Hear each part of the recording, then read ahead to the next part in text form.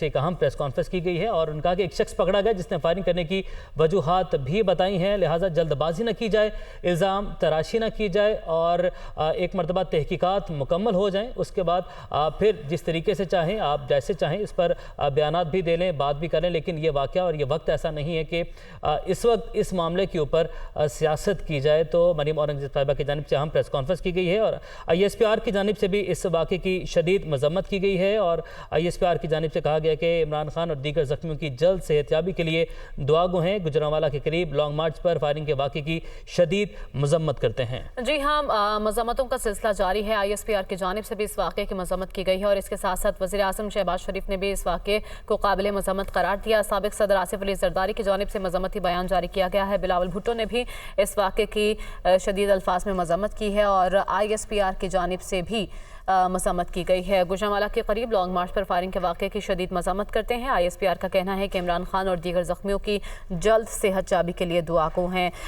गो के तमाम सियासतदान इस वक्त इमरान खान की खैरियत के लिए दुआ गो हैं और इस वक्त शहबाज गिल की जानिब से भी ट्वीट किया गया है। उनका कहना है कि इमरान खान इस वक्त ऑपरेशन थिएटर में है, पूरी कौम से दुआओं की अपील है। ऐसे में मरीम औरंगज़ेब साहिबा ने प्रेस कॉन्फ्रेंस करते हुए कहा है कि वो भी इमरान खान की जल्द सेहत याबी के लिए दुआ गो हैं और उन्होंने आवाम को मोहतात रहने का कहते हुए कहा कि अल्फाज का चुनाव सोच समझ कर किया जाए, इस वाक़े पर सियासत की गुंजाइश नहीं है, गैर जिम्मेदाराना बयानात से गुरेज किया जाए।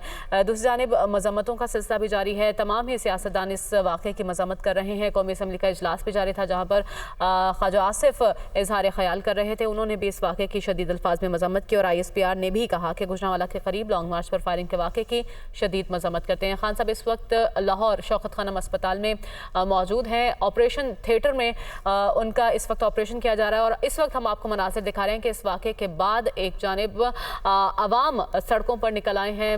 मुख्तलिफ शहरों में एहतजाज किया जा रहा है। एहतजाजी मुजाहरों में टायर जलाकर नारेबाजी भी की जा रही है। गुजरांवाला में यह वाक़या पेश आया वज़ीराबाद के करीब और जिसके बाद मुख्तलिफ शहरों में एहतजाजी मुजाहरे भी किए जा रहे हैं। जी बिल्कुल, और जो सारे वाक़े के बाद की सूरत हाल है उसके हवाले से भी हम आपको अपडेट कर रहे हैं और एक शख्स जाँ भाग जबकि 10 अफराद ज़ख्मी हुए हैं और इमरान खान इस वक्त शौकत खानम में मौजूद हैं और इसके मुस्तकबिल के हवाले से फ़ैसला करना है। उनकी जानिब से उन्होंने एक ऐलान किया था। उन्होंने अस्पताल जाने से पहले कहा था कि लॉन्ग मार्च हर सूरत जारी रहेगा, इस्लामाबाद हर सूरत में पहुँचेंगे।